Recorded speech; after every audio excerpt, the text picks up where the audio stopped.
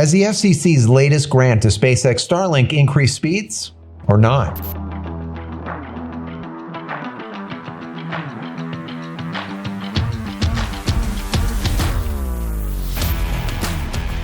Hey everybody, welcome back to the channel. Thank you so much once again joining me for tea time. Today we have a little bit of misty morning and focus.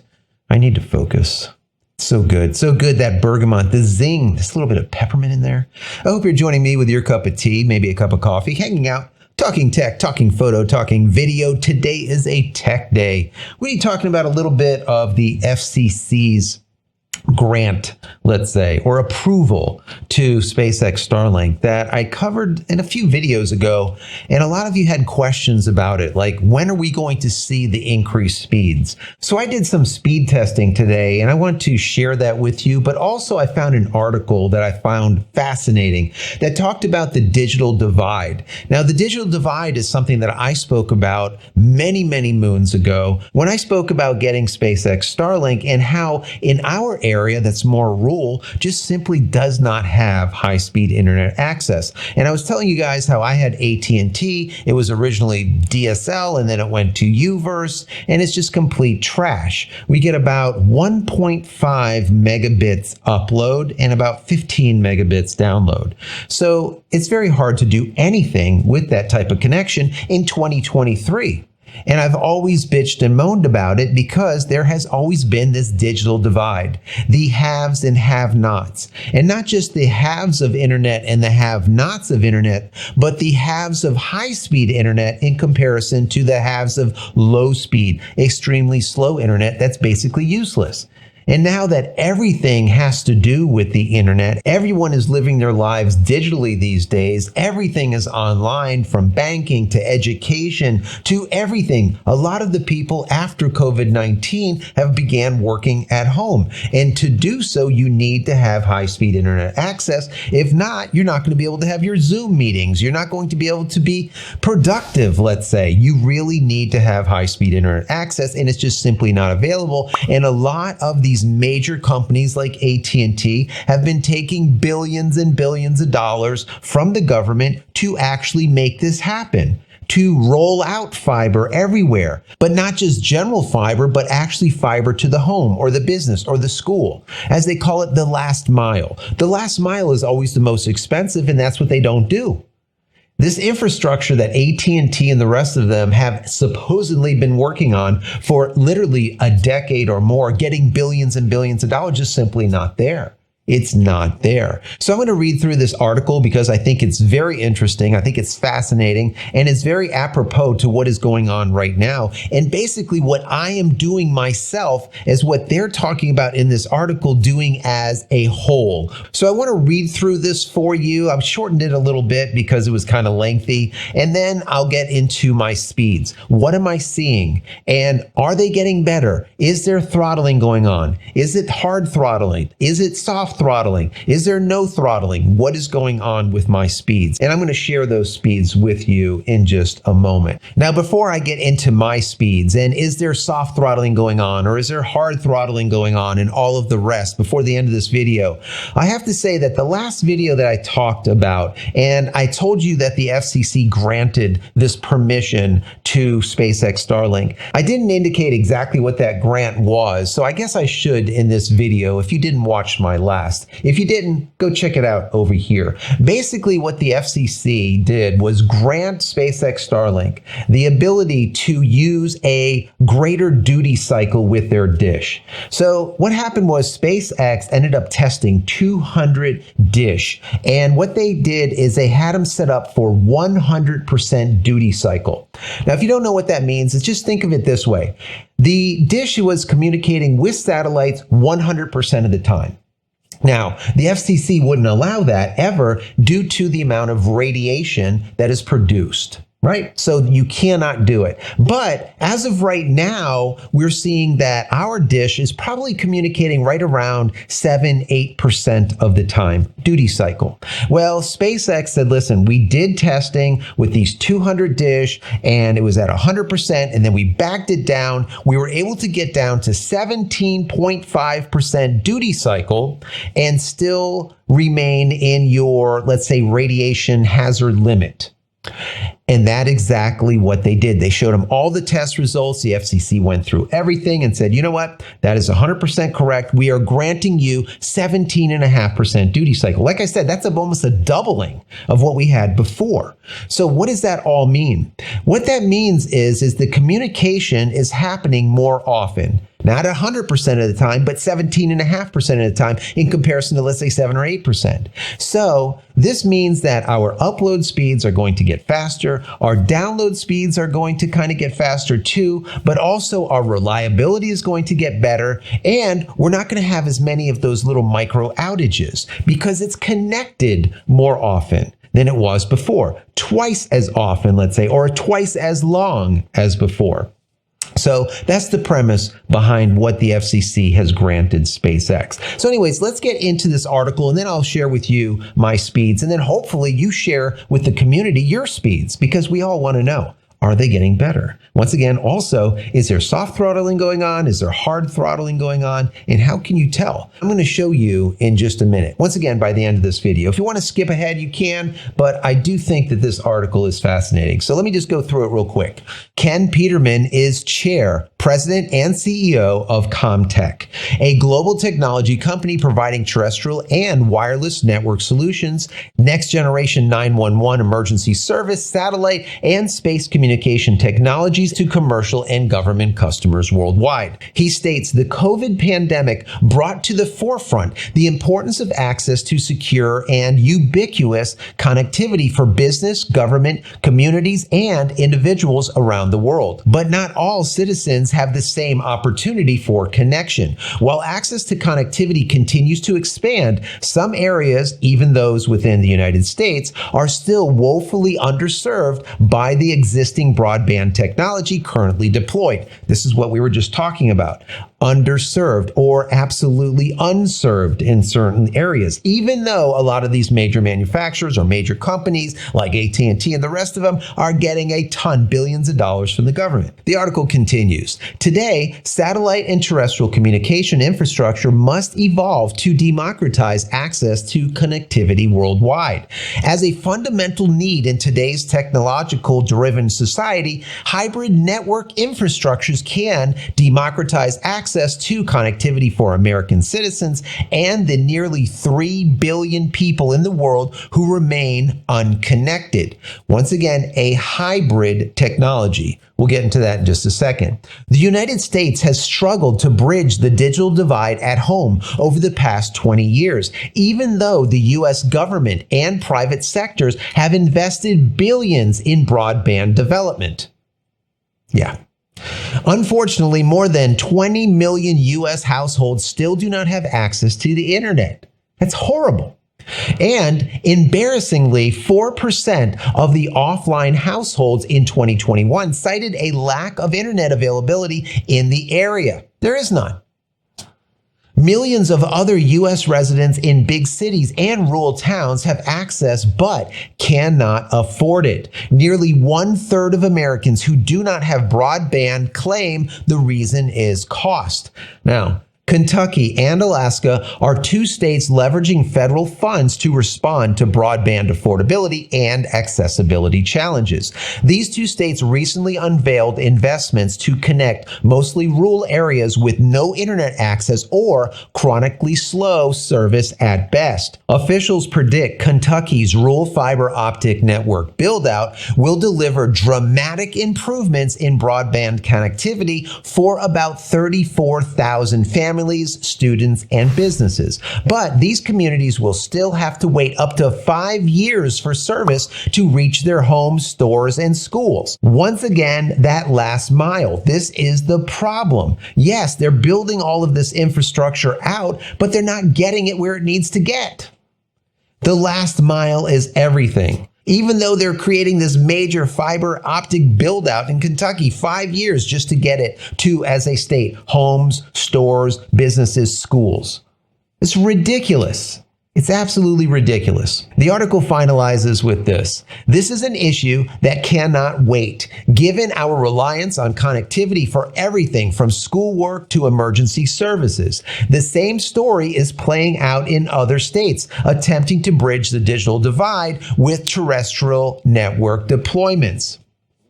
Once again, terrestrial network deployments, that's all ground-based stuff. So that's your copper, your fat copper as I call it, like Comcast, right? Your cable, or your AT&Ts, which are using UVerse right now instead of DSL.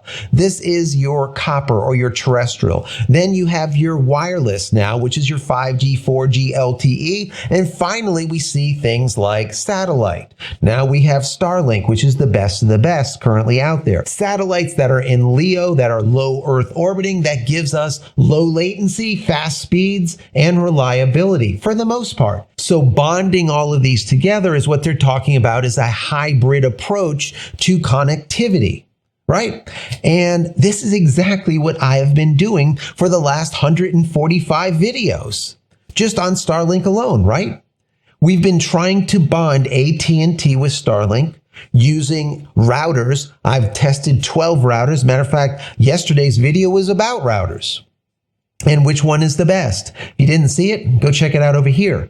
But now that we have Speedify, we're trying to bond even more. So now we're bonding the ground or terrestrial, which is copper, which is UVerse, with Starlink, which is satellite, and with T-Mobile, that is wireless. Right now, we only have 4G LTE, but that's all right. As we get greater antennas or stronger antennas out there, either here or there, we'll probably be able to pick up 5G even faster. But we are doing it as a customer. We're bonding these things together and finding methodologies of doing it. Right now, we're using Speedify. Matter of fact, if you're looking to check out Speedify, I do have a promo code that gives you 20% off. And I'll also put a link down below. Check that out. But I am using this as a means of being able to put it all together myself. And what they're stating here in this article is they should be doing it in the governmental side of things, right? Your municipality should be doing it. Once again, AT&T and the rest of these companies are getting just ass loads amounts of money, and they're doing nothing for it. They're building out the main infrastructure, but once again, they're not doing the last mile.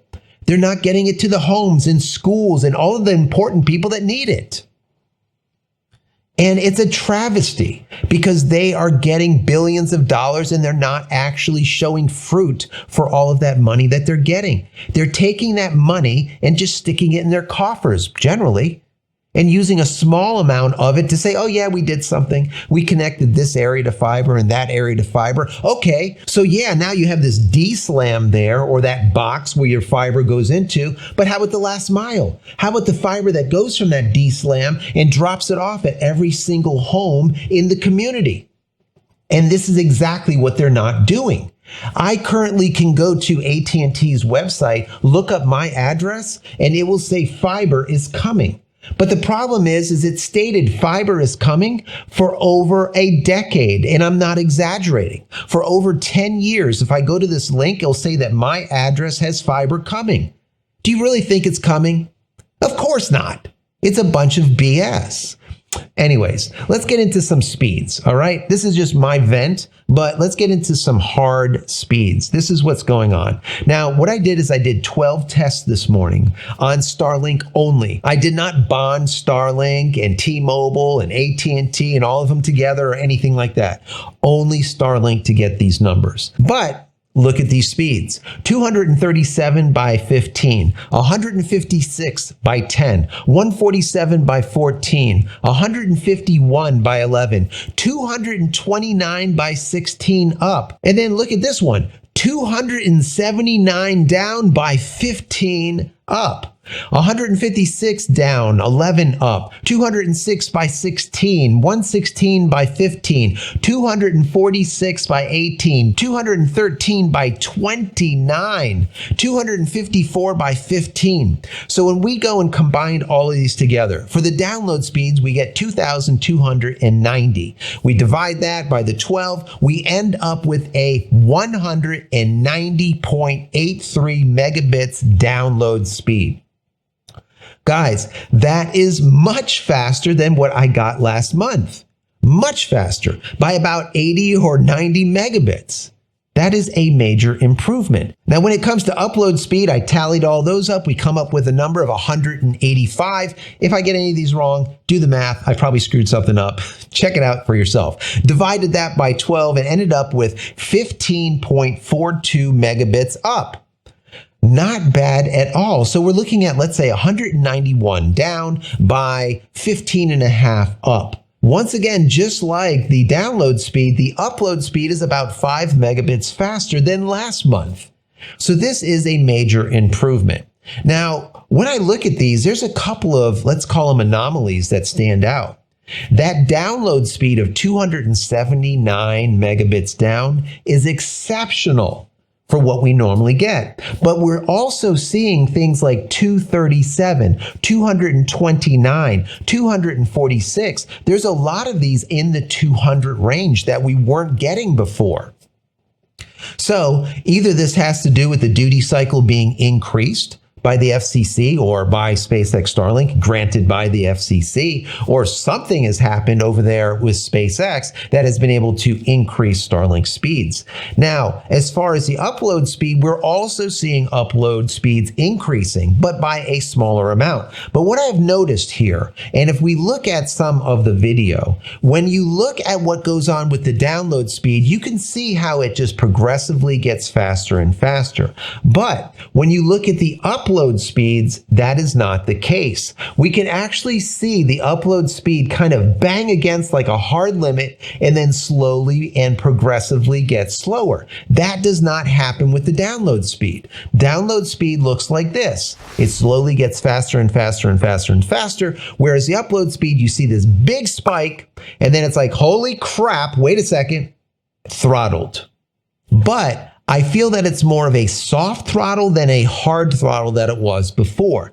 The reason I say that is we wouldn't see 29 megs up unless the throttle failed. And that is a possibility. Maybe throttling failed over on the server side and we ended up with 20 megabits up, which would be amazing if it would continue that way. But once again, it doesn't. When we look at these speed tests, it just bangs off 20 megabits, 29 megabits. I've seen one like spike over 30 megabits up and then just progressively go back down. That's just the way it is. That is throttling. But like I said, I do believe this is more of a softer throttle than before. Before, we were hard throttle at like 10 megabits. If it went to 11, it was like, oh God, we got to 11. Most of the time, it was like 7 megabits, 8 megabits. 10, once it hit 10, it's like, oh no, not a bit after that. Now we're seeing it open up. We're seeing, like I said, 11, 15, 14, 15, 18, and then that one big anomaly of 29 megabits up. This is definitely looking positive, in my personal opinion. Now, I want to know what you're getting. Are you seeing speeds like this? Are you seeing faster speeds? In the comment area below, put those speeds, but also put, are these speeds coming from a location in the US or abroad? What I've noticed is there's a lot of people using Starlink overseas, in Europe, in Australia, all over the place, and they are writing into me through DMs, through email, all different methodology, and they're stating that they're getting speeds much faster than what we're seeing here in the US. And I've been telling you guys about this for quite some time. Now, does that have to do with the number of people that currently have it here in the US in comparison to Europe? Probably so. I'm going to guess yes, there's going to be greater saturation here in the US than in Europe or in Australia or anywhere else. So there's going to be more availability. It should get better as we see version 2 mini satellites up there in LEO that are actually working. As of today, there are none working. But we just saw another launch of another 50-some SpaceX Starlink satellites just the other day, but no minis yet. We need to see those minis constantly being launched every single week, but they're probably manufacturing them because they are minis and not the maxis. Yeah. You know what I mean? Not the big ass version 2s that we are going to see in LEO. Hopefully, once the Starship gets off the ground, it doesn't blow up into a million pieces. So I'm hoping that happens sooner than later. I'm going to predict we're going to see some version 2 maxis or the big ones before the end of the year in LEO, but we'll see.